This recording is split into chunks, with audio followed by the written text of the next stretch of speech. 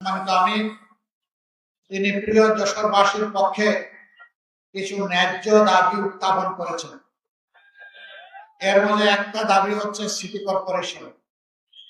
আপনারা চান নাই, আমার বিবেক থেকে গতবার যখন এসেছিলাম তখনই বলে গিয়েছি, ইনশাআল্লাহ আল্লাহ যদি আমাদেরকে দেশ সেবার সুযোগ দেন, যশোরকে আমরা শহরকে সিটি কর্পোরেশনে উন্নীত করব। 18 কোটি মানুষ গণভোটের হায়ের পক্ষে। 18 কোটি মানুষ এখন পরিবর্তন দেখতে চায়, পুরোনো ব্যবস্থায় আর ফিরে যেতে চায় না।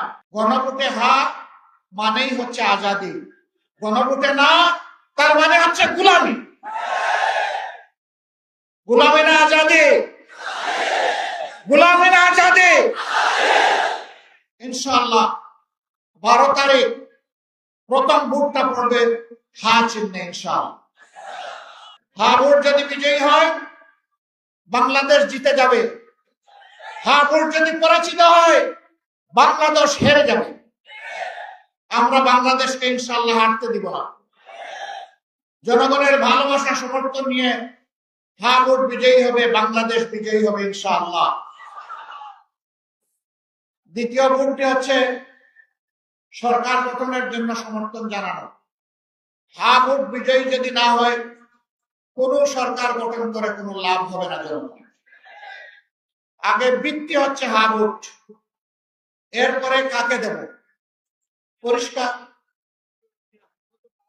আমাদের মধ্যে অবশ্যই নিজেদের কর্মের কর্মসূচির প্রতিযোগিতা হবে, এটাই তো স্বাভাবিক। মহিলারা যখন কোন একটা দলের পক্ষে, আদর্শের পক্ষে, নতুন বাংলাদেশের পক্ষে, হা ভোটের পক্ষে ভোট চাওয়ার জন্য বের হচ্ছে, একদিকে ফ্যামিলি কার্ড আর একদিকে মা বোনদের গায়ে হাত,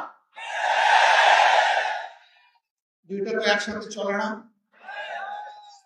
এ দিয়ে কি বার্তা দেওয়া হচ্ছে জাতিকে? বার্তা দেওয়া হচ্ছে আগামীতে এমন কোন দল যদি ক্ষমতায় আসে যারা এখনই গায়ে হাত দেয়, তাদের কাছে বাংলাদেশের একজন মা বোন নিরাপদ হবেন না। আপনারা আপনাদের আদর্শের কর্মসূচির প্রচার করুন, আমরা আপনাদেরকে ওয়েলকাম করব, কিন্তু আমাদের আদর্শ কর্মসূচির প্রচারে আপনারা বাধা দেওয়ার কে? আপনি বাধা দিতে পারেন না। আমাদের কোনো মা বোন, আমার কোনো সহকর্মী যদি নির্বাচনে কোনো আচরণ বিধি ভঙ্গ করে, সেটা আপনি যথাযথ কর্তৃপক্ষকে বলুন, তারা প্রয়োজনে আমাদের বিরুদ্ধে ব্যবস্থা গ্রহণ করবে, আমরা সেই ব্যবস্থা মাথা পেতে রাখব। কিন্তু আপনি কে হাতে আইন তুলে নেওয়া? আপনি কে আমার মা বোনকে টিজিং করা? আপনি কে আমার মা বোনদেরকে বেশিং করা? আপনি কে তাদের গায়ে হাত দেওয়া? মনে রাখবেন, আমরা মায়ের পেট থেকে এই দুনিয়ায় এসেছি, আমরা মায়ের দুধ খেয়ে বড় হয়েছি, মাদের বুকের বিছানায় আমাদের নিরাপদ বিছানা ছিল। সেই মাদেরকে আমরা অপমান করতে দেব না, মায়ের জাতির অপমান বরদাস্ত করব না।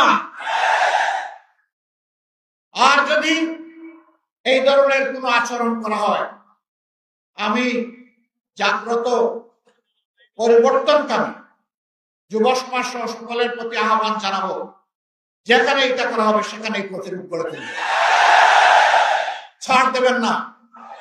গায়ে পড়ে পায়ে পাড়া দিয়ে আমরা কারো সাথে কোনো দাঙ্গা বাজাতে চাই না, কিন্তু আমার ইজ্জত আর অধিকারের উপর হাত দিলে আমরা ছেড়ে দেব না।